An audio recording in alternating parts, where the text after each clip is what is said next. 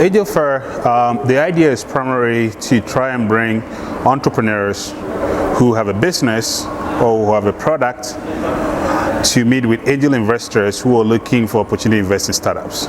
So we are not a conference, we are not another event. The most important thing we're trying to do is to get people to do deals.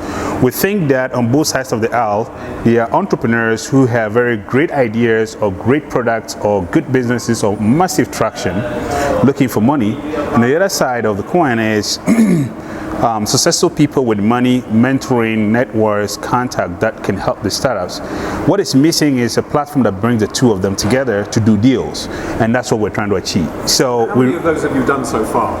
We've done two. We did the first one in Joburg last year, September, in collaboration with the FMB Joburg Art Fair. Some deals came out of that. And then this year we've done another one in Lagos, Nigeria, in collaboration with the Lagos Angel Network and Africa Venture Capital Association. And essentially that was a very successful event that built on the success that we had here in Joburg. And there's a lot of buzz. We've not yet seen any deals out of it, but there's a lot of negotiation going on. As you know, something may happen. May happen, but it takes time. But the most important thing was there's good energy in the room, people connected, a lot of people like the startups. Some of the investors that came, not only Angel, we also had some VCs and private equity guys because we had the Africa Venture Capital Association meeting happening the day after. And so some of them were there and they really liked the fact that they could now have some visibility into early stage deals which could be in the long term become deal flow for them. So that was really good. What could you say about angel investors? What's the typical African angel investor, if there is such a thing? Well, the first. Well, some people do angel investing out of family connections. So somebody wants to start something and then somebody helps.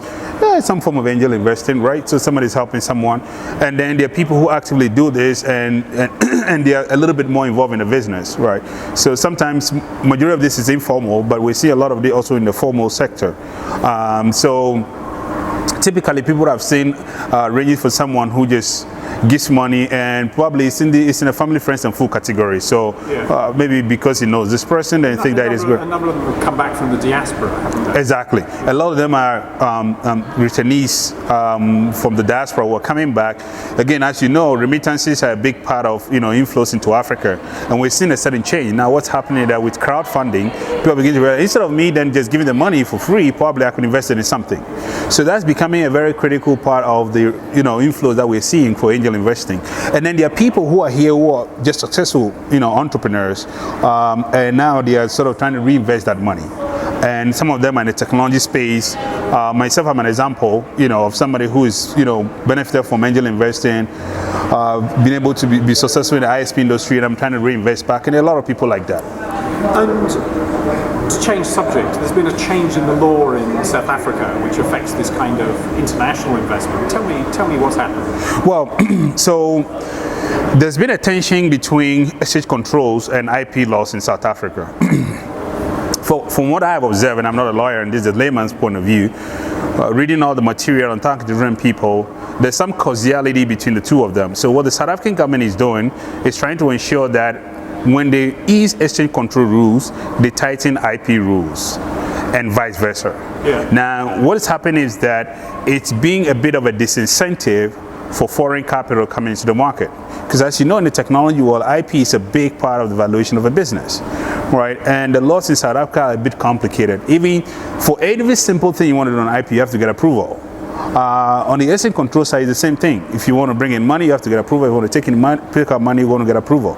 And it's even more complicated when you're involved on the IP side with government money supporting IP development, right? It's even more stringent.